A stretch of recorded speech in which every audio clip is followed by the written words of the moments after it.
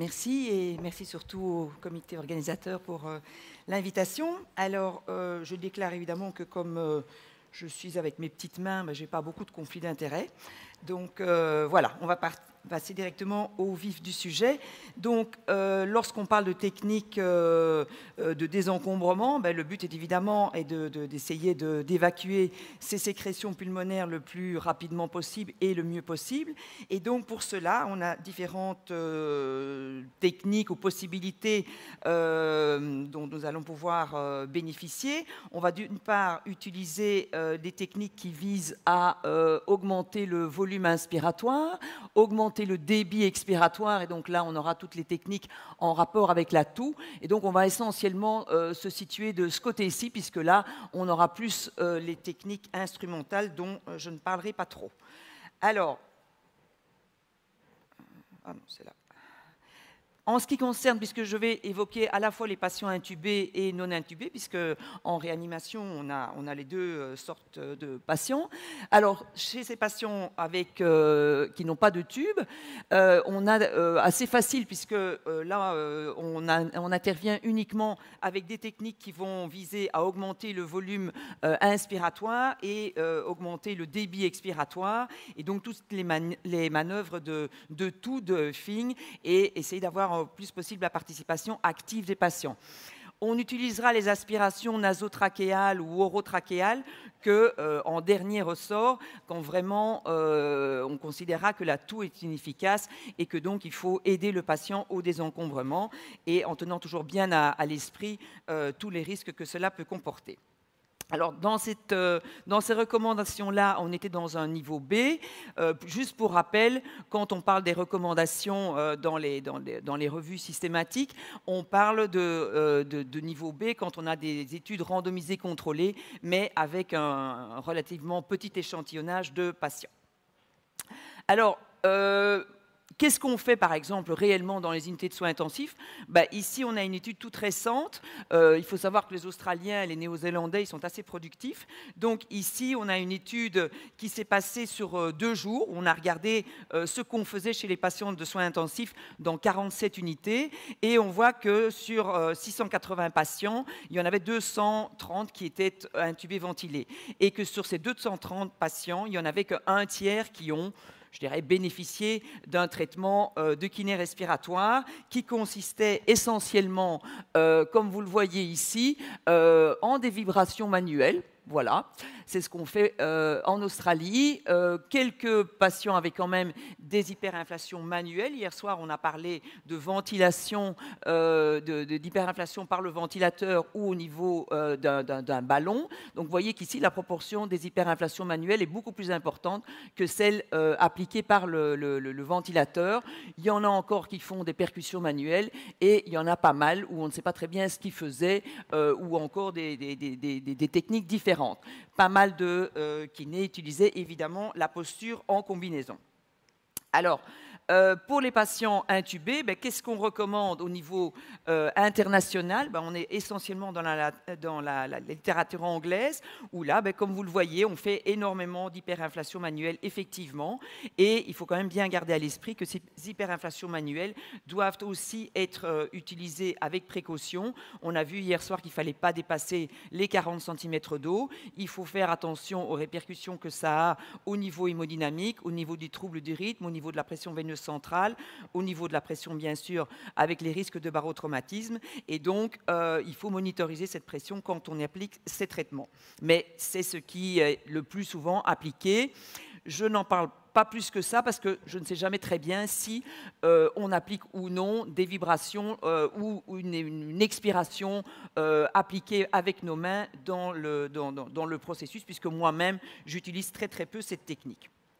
Alors, au niveau des méta-analyses, quels sont les risques et les bénéfices de ces hyperinflations manuelles? Vous voyez que sur une 50aine d'articles, dont 19 étaient réellement un petit peu percutants, on voit que c'est toujours très très difficile de savoir quel est exactement le traitement qui est appliqué. En général, qu'est-ce qu'on retrouve? Des effets bénéfiques à très court terme, c'est-à-dire une amélioration de l'oxygénation très transitoire, une amélioration de la compliance, mais qu'à part ça, il n'y a pas énormément d'effets bénéfiques et qu'encore une fois, il faut bien faire attention aux risques que ça peut impliquer et donc pas vraiment de conclusion très très positive sur l'utilisation de cette technique. Alors, que fait-on maintenant pour essayer de prévenir les pneumonies induites par la ventilation, par exemple? Dans cette ancienne étude proposée par Toudmenopoulos, on voit qu'il a un effet très très bénéfique sur la prévention et l'apparition de ces pneumonies. Mais il faut savoir qu'ici, il appliquait des vibrations manuelles et un drainage postural. Alors, dans cette technique-là, on voit que effectivement l'incidence des pneumonies est beaucoup moins importante dans le groupe traité que dans le groupe contrôle, où il y avait juste des aspirations. Par contre, quelques années avant, il avait appliqué une autre technique qui était ici, en l'occurrence, les hyperinflations manuelles, et on voit que là, il n'a pas pu observer de différence entre les deux. Alors évidemment, où se situe-t-on dans tout ça?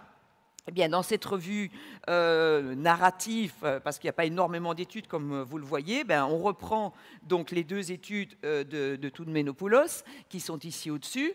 On voit cette très méchante étude de Templeton qui a fait beaucoup de bruit à l'époque puisqu'on voyait que ça augmentait la durée de ventilation quand on faisait de la kiné respiratoire, pas de chance pour nous.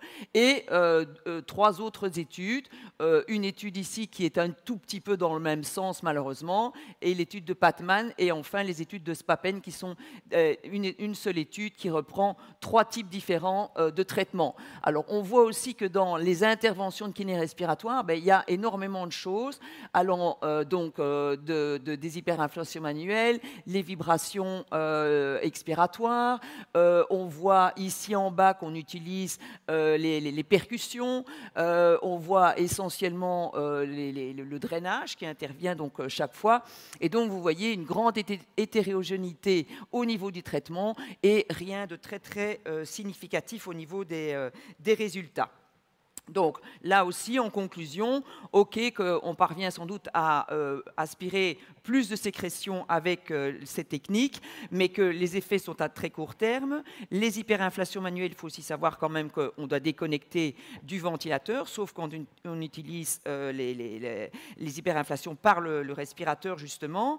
Alors, est-ce que le fait de faire plus de traitements de kiné respiratoire sur une journée, est-ce qu'éventuellement ça a un effet bénéfique? On ne le sait pas et on ne sait pas très bien non plus quel est réellement l'effet de la position ou des compressions thoraciques manuelles dont on va parler un petit peu plus loin. Alors, dans l'apparition de la pneumonie, le traitement de la pneumonie, là non plus, il n'y a pas de recommandation actuelle sur le fait que le traitement de kiné aurait un effet bénéfique. Et donc, dans cette revue de la littérature, ici également, on voit que chez les patients présentant une pneumonie, il y a 6 études qui ont été reprises ici avec de nouveau une grande variabilité de techniques, de la kiné conventionnelle, passant par l'ostéopathie, l'utilisation de la pipe. Donc, on a vraiment tout mis dedans et effectivement, du coup, il n'y a pas beaucoup de résultats très très concluants non plus dans cette revue de Cochrane. Alors, ici, de nouveau, on a les Australiens avec Lisa Van der Lee, qui est une jeune qui est en train de faire un doctorat. Et donc, elle a d'abord regardé au niveau des équipes australiennes ce qu'on faisait chez les patients qui, justement, étaient intubés avec une pneumonie. Eh bien, qu'est-ce qu'on voit? Je n'irai pas beaucoup plus loin, mais on voit que, essentiellement, qu'est-ce qu'on fait? On fait des exercices et on mobilise les patients hors du lit. Donc ça, je pense qu'on aura l'occasion d'en reparler plus loin parce que je pense que c'est un élément très très important et qu'à côté de ça, de nouveau arrivent les hyperinflations, mais vous voyez en dessous des mobilisations et des exercices de mobilisation de manière générale. Alors, ça, c'est pour le traitement qu'on peut faire en Australie. Et donc, elle a envoyé un questionnaire à des experts au niveau international. Et donc là, on n'a pas encore les résultats. On a tous, beaucoup ont été contactés, ont répondu. Et donc, on attend les résultats de cette étude internationale. J'espère qu'elle les publiera récemment. J'ai juste vu un protocole qui avait été publié, mais où je n'ai pas eu accès avant de partir. Mais il n'y avait pas encore de résultats.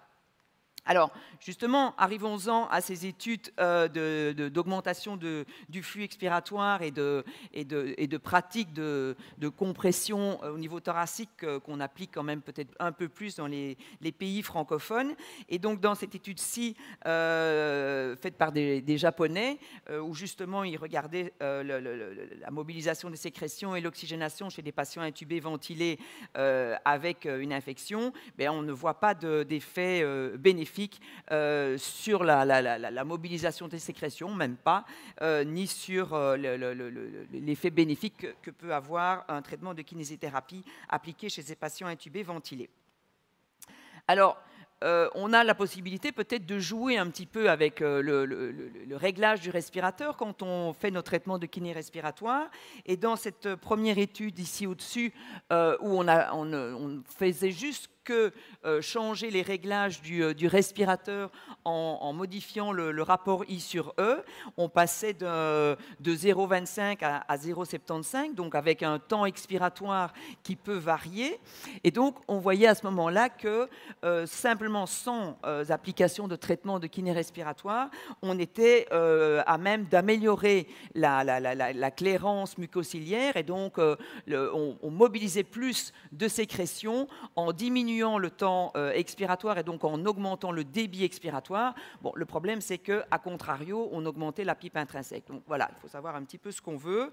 Donc, il y a peut-être une piste pour éventuellement modifier les réglages ou alors changer un petit peu la manière dont on applique ces compressions. Et là, il n'y a pas vraiment de consensus non plus. Et donc, Danny Marty, ici, a montré qu'en appliquant des compressions manuelles assez brèves, mais assez brutales aussi en début d'expiration par rapport à ce qu'on aurait peut-être plutôt tendance à faire avec des compressions plus longues durant toute la phase expiratoire, mais un petit peu plus douce, on améliorait la clairance mucociliaire. Et donc, ils ont regardé, là, c'était des études, les 2 études étaient chez les cochons. On a vu qu'en appliquant ces expirations, ces pressions manuelles un petit peu plus douces et plus prolongées, au contraire, le mucus repartait vers la périphérie. Donc, ils ont enregistré le mouvement du mucus.